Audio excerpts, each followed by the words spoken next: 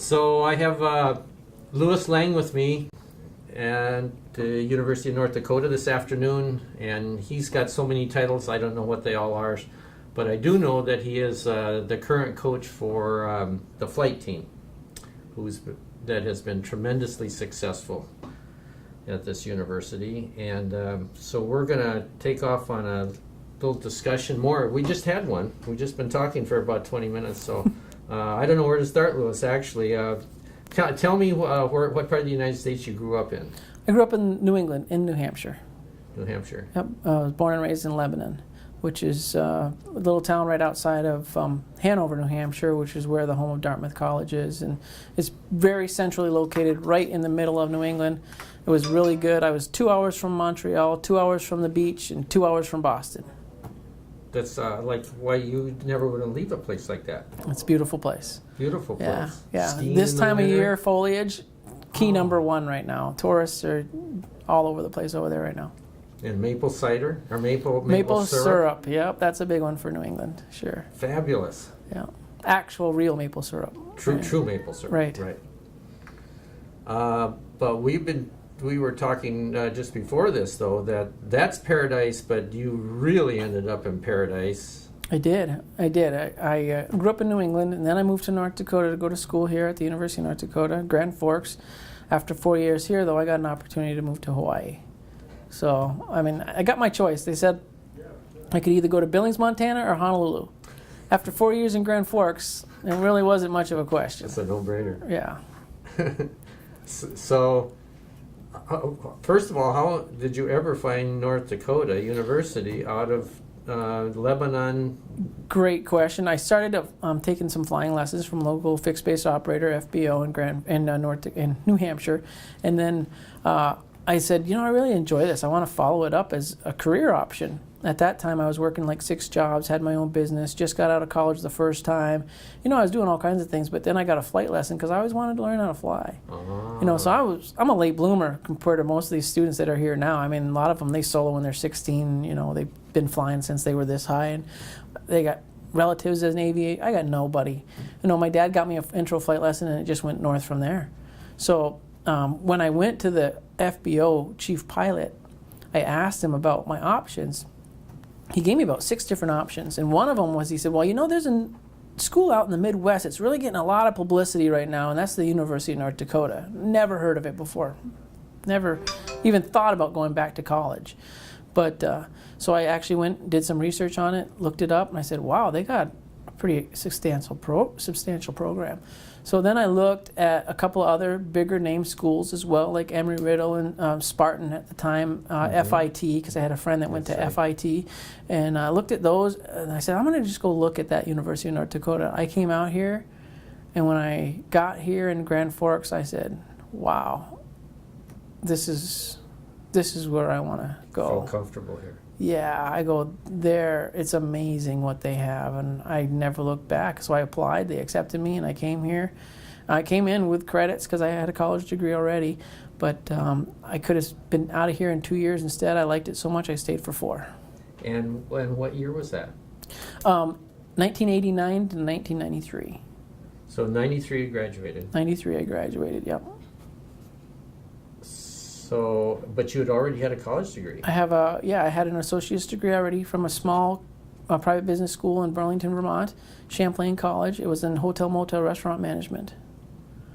Yeah. Originally, when I was in high school, I thought, I'm going to open a bar. I'm going to be like Cheers, right? Born in the 80s. Yeah. Yeah. For sure. So that was my original thought. But you never know. You never know what doors will open and what doors will close. The trip that you came out here to see UND for the first time, was that a driving trip?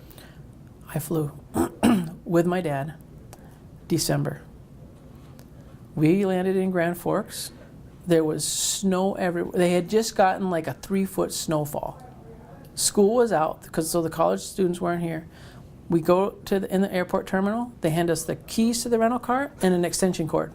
I go, an extension cord? Electric car? And they go, you're probably, you don't know, but we have to plug our cars in here so they'll stay running. I go, oh, okay. We have block beaters too back in New Hampshire. I'm not out of my element. I know exactly what the extension card's for. But I was like, wow. And I kid you not, we went to the hotel and all the cars were plugged in. All the cars kept running during the wintertime. And we were here for about 3 days, my dad and I, in the middle of the winter. And I saw this in the winter time, and I still wanted to come you here. were sold. Yeah. You were sold even in the wintertime. Yep. And what kind of airplane was that you and your dad flew out? It was a DC-9 with Northwest. You flew commercially out. Yeah. Oh, Okay, yeah. I Yeah. see. No, Okay. we flew the airlines. Yeah. So that meant down to Boston, over to Minneapolis, and We went from Lebanon to, I think it was Boston to Minneapolis to Grand Forks. sure, Yep. sure.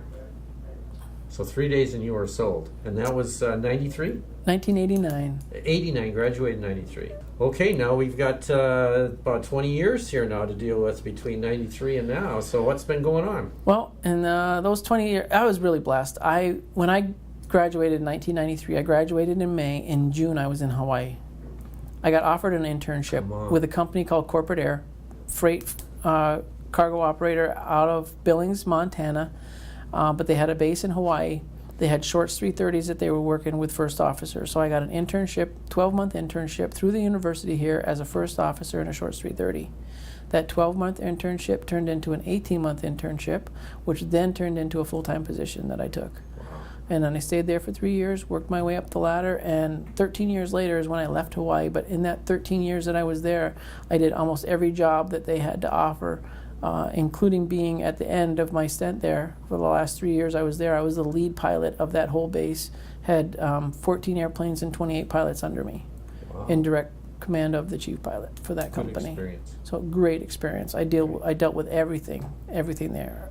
Management, office management, pilot management, aircraft management, maintenance, you name it. Scheduling, we did it all.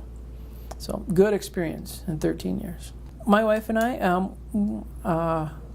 left in 2005, and the main reason we left Hawaii is because I had small kids. I had 2 daughters at the time, and they were just starting. The oldest one was just starting school, and again, it's hard when you live in Hawaii and all your relatives are back here on the mainland.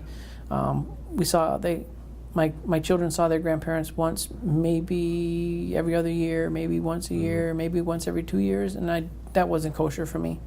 So that was one of the catalysts that drove us to get back here. So the other thing was that I was as far as I could go there, and it became very time consuming. And as I mentioned in our previous discussion, that I lived a very good lifestyle when I was out there. I worked from 10 to 2, 3 days a week, and have nights off, weekends off, and make really good money doing it. Well, I got into management, and then that kind of Took care of that. Yeah, and married to the beeper, and there was a couple of times where I was only home for 4 hours, and those 4 hours that I was home, the phone would be going off, and pilots would have challenges, and airplanes would have challenges, and it just got to be way too much. So, stayed with the same company, Corporate Air, but moved to Idaho Falls, Idaho, and that was again. I thought I'd made it to the big time again. It's all about lifestyle for me. It has been usually. So I had a great schedule. I worked, basically I would start work on Monday at 5, and I'd fly to Salt Lake City. I'd go to a hotel room. I'd sleep. I'd get up early in the morning. I'd fly back to Idaho Falls, and I'd be home every day with my 2 young daughters and my beautiful wife from 9 to 5 every day. And we would go to the zoo, we'd go to the park, we'd go on a picnic, we'd go hiking, we'd go boating. We'd do whatever we wanted all day long. And then at night, at 5 o'clock, I'd go back to the airport, I'd fly, I'd sleep in a hotel room, and then come back home and spend my whole day with my family. Perfect. Yeah, it was great. Life was good. And then you were living in Idaho Falls. Idaho Falls, yep. Flying out of Salt Lake City. Stardust Motel. Yep. Yeah. Spent a few nights there. Okay. That's just an aside. Okay, so now we're in 2006, but here we are in 2014, and we're in North Dakota. So someplace North Dakota University comes in. Well, here. I flew out there for a couple of years, and then I'd come back. Being in stateside, I made it back to the university a little more frequently, visited with some of my friends that were here teaching and doing other things, and talked to them about opportunities, and they said, you should really come back and work for the university, man. We could really use somebody like you that has done what you've done. We've got nobody on staff that has done that, cargo, corporate, type flying and, 135, 121 cargo. We need someone like you to come back. I was like, oh, I'll think about it. So as I'm sitting in my hotel rooms, I started working on my master's degree. And, instead of wasting time, I just kind of plug away with that. So anyways, I was flying and working out at Idaho Falls, but that run kind of went away. So then I was traveling a little bit more. Again, gave me more time to work on my master's. So about 2 years later, I finished that and applied to the university. And again, I was blessed highly again because I had the ability to get on with the university in 2009 as a full-time faculty member. I finished my master's in December of 2008 and started in January of 2009 at the university. Now again, here's the blessing that really has been bestowed upon me, is that I was able to stay with Corporate Air as a instructor check airman in the Caravan and work the line. So it's been 21 years since I started with Corporate Air, and I still work for that same company. You do? I do, part-time, while I'm here at the university. If they have something that comes up, if it doesn't conflict with my teaching schedule and my required hours for office and working with my other students or working with the flying team, I go do that. So it keeps your foot in there. It keeps my foot in the door. I love it, and it's again, I'm just blessed, just highly blessed by that. That must be it's an interesting business, the Corporate Air. Then they sounds like real family type operation. Very, very much so, and that's one of the reasons I guess I've been there. I really, really enjoy the people I work for. Yeah. Which is the impression I get around here. Very much so. Particularly, apparently, this department kind of stands out in the university by some of the insights I'm getting from the students that have. Definitely, I definitely think that you've hit it on the head.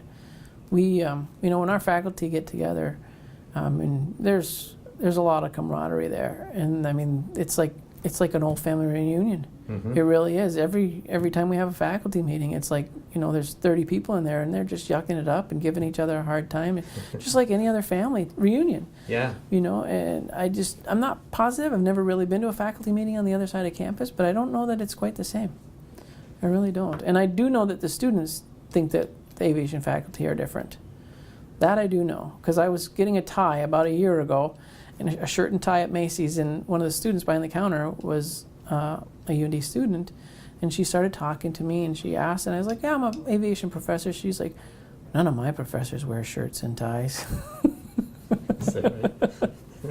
I have students that walk by my door and knock on it. I have students that will just come in and sit down. They won't even knock. Good. Yeah.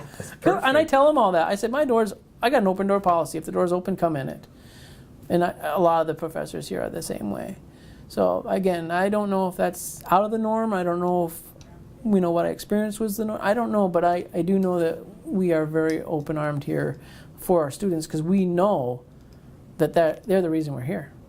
If it wasn't for them, we wouldn't be here. So now we have you, 2009 at UND, still hanging in with Corporate Air, which is a wonderful setup.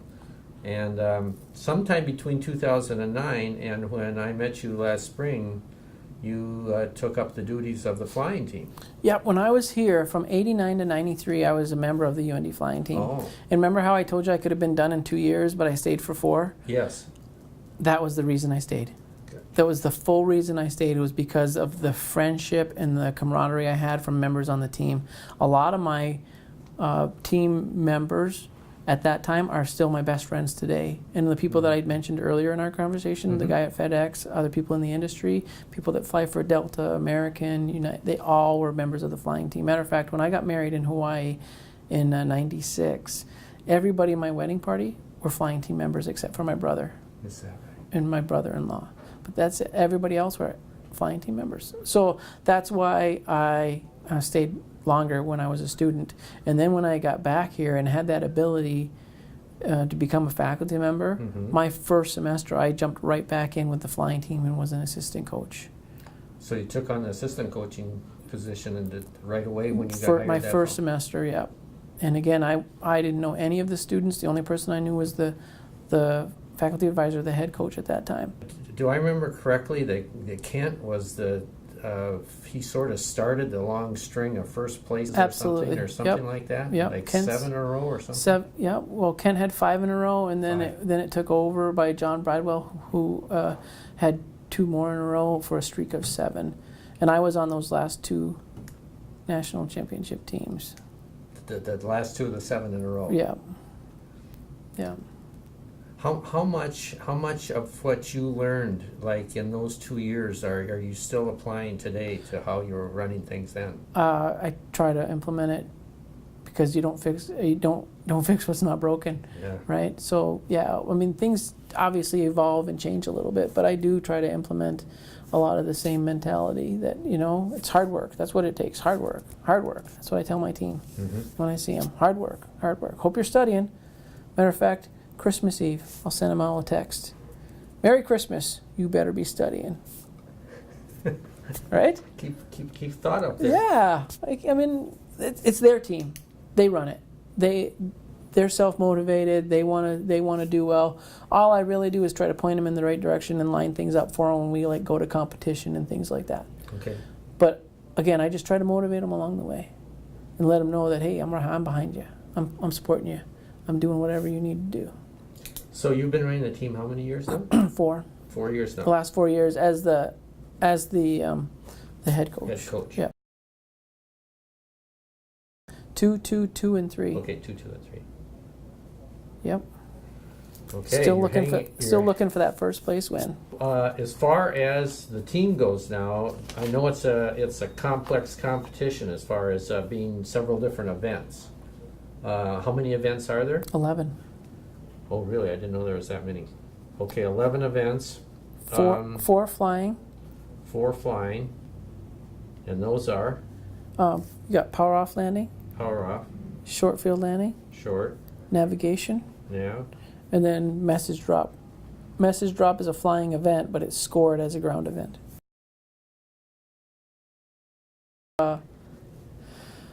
Simulated comprehensive aircraft navigation, which is also known as SCAN, which is easier to say. SCAM. Yep. Or scan. Yep. Scan. Manual computer accuracy, Okay. aircraft recognition. What's that? That's where they show you a picture of a slide for 3 seconds, and then you have 15 seconds to identify the manufacturer, the model number, and the name of that aircraft. Get out. Nope. So they show you a picture of Cessna 172, and if you see it, you'll have multiple choices. It will say Cessna 172, and then you can put Skyhawk. Wow. Yep. And they give you about 60 of those slides. 60? Yep. Let's see. What's a good question here? 60, that means, let's say if 180 possible points. Okay. Because it's model, or company Manufacturer, model number, and name. model. Okay. Right. How many of those 60, or how many of those 180 points ends up being, say, the winner of the competition? Oh, that could vary from year to year, but I would say if you want to be competitive, you should probably have a score of about 150 to 160. Amazing, some of these students, I mean, they can tell the difference between a Boeing 737-100, 200, 300, or 600 series airplane. So that's the kind of Yeah. pictures they see? Yeah, and you might just get the picture of a tire. What? Or you might just get the picture of a cockpit window.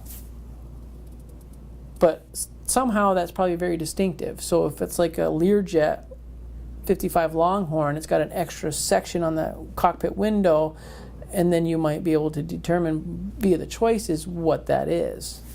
Gotcha. Right? Yeah, right, if you knew that. If you knew that. But you might just see it and go, I don't even know if that's the window of a helicopter or an airplane. Exactly. It's Well- amazing to some of these kids and what they know. Every team's run, I'm sure, a little bit differently. So there are some teams that they say specialize in events, meaning they bring down people for that specific event. Mm-hmm. I do know that some schools will gather people from their math department or their engineering department to work that manual electronic computer, because all it is a round slide rule. E6B? Yep. That's what it is, huh? Yeah, that's right. E6B? Yep. That's that manual computer Yeah, test, the right. E6B. But they'll take people from engineering or mathematics or people that are really good with numbers, and they'll teach them the formulas, and now they're done. And they focus on just that, Sure. right? And they might not even know how to fly an airplane. but they're really good with numbers. Real good with that. Yeah. You don't do that. We don't do that, no. We will say who wants to compete in this event, and if they're good at it, we'll let them compete. So it's basically up to the kids. Absolutely. How much time and effort do they want to put on it? How many kids do you have in the flight team? I would say average around 25. Really? Mm-hmm. So the only 25 students are competing in 11 events. No, that's on the flight team. We usually only have about 12 that compete. That you take to Competition. Yep. So you really only have one person for every event. No, they'll have multiple events that they compete in. Oh, I see. Okay. Because in those events, many times you can bring and compete like 5 members from your team. Okay. So like 5 members can compete in that aircraft recognition test, I see. not just one. And then you just take the best score from the school. Well, we do all kinds of things, but normally we just first of all find out who's interested in that event, and then we let them practice their skills, and then if they're interested, then we'll take them down if they can prove that they have that knowledge to compete. After aircraft, we have pre-flight event, the pre-flight event where you get 15 minutes to pre-flight an airplane that they actually make discrepancies on. Oh, A real somebody airplane, hits yep. the airplane first. Yep. So Okay. yep. So you, as an example, you might go out, you pre-flight the airplane, and the tire might be flat. Sure. That's a discrepancy. They just let the air out, and that's a discrepancy. Okay. So whoever finds the most of those wins. The next one would be ground trainer or simulator event. The simulator event is where they give you a pattern to fly, and again, you want to be precise on that pattern. So it might take off, or it might be straight and level, then do a 360-degree turn, then straight and level, then a 90-degree turn to the other direction, then maybe a climb 500 feet, then maybe again straight and level, then maybe a descending 180-degree turn. And again, it's all timed and it's all computer-generated score. But that's done in the simulator. Done in a simulator. How do you do that down? Oh, Ohio State probably has a simulator down there. Yep, most of the, That's actually, the we have some sponsors too that usually bring in simulators for that event, like Frasca. Yeah. Yep, we'll bring in simulators for the event, and the students will run it in a trailer. A simulator that's in a trailer. Then I think the other two that we're missing are CRM, crew resource management. Uh-huh. That's a team event. Only one team gets to compete from each school usually in this event, but they run with a scenario.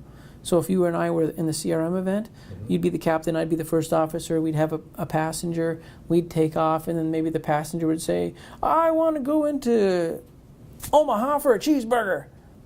But sir, Omaha the weather's not good enough for us to get into Omaha. I'm the boss, you get me in there right now, or you're fired.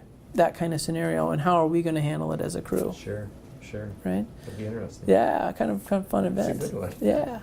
So that would be the CRM event. And then I think the last one, and we'll count them to make sure, but I think the last one would be the IFR event, which is basically, again, one person gets to compete per team for that, but you run an IFR scenario. So you take off with an instrument departure, do an instrument flight, and again, in the clouds or in instrument meteorological conditions, IMC they call that, and then you go to a destination and you maybe will shoot a arrival procedure, an approach, and then maybe a missed approach procedure.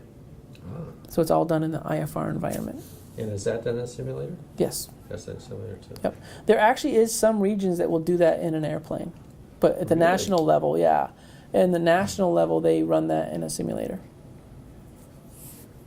And so, like when we're down there, you're down there for 2 weeks. So some of this starts almost right away when you get there? No, the competition is a week long.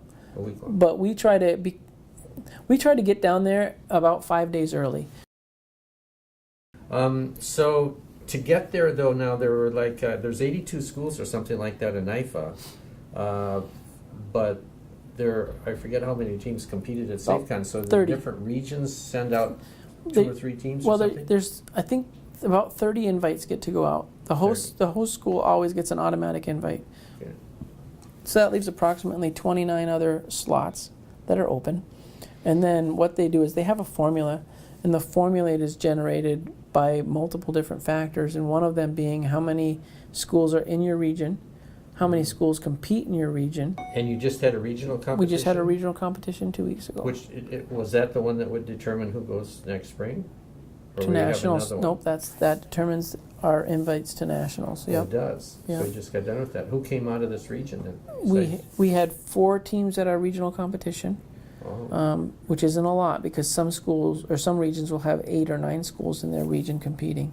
oh. We only had 4, which actually is not a benefit to us because that means that we only can send a limited number to Mhm. national competition from a region. But this year we had the University of North Dakota, Minnesota State Mankato, a University of Wisconsin, and the University of Dubuque. Dubuque. Hmm. And who are, So- you're going? So, yep, going to nationals for our region this year.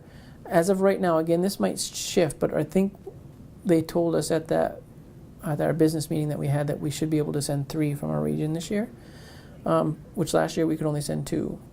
But this year, I believe we can send 3, which is it'll be the University of North Dakota, the University of Wisconsin, and Minnesota State Mankato. So 3 from this region. Yep. Yep, and it's based on however many schools you had like last year.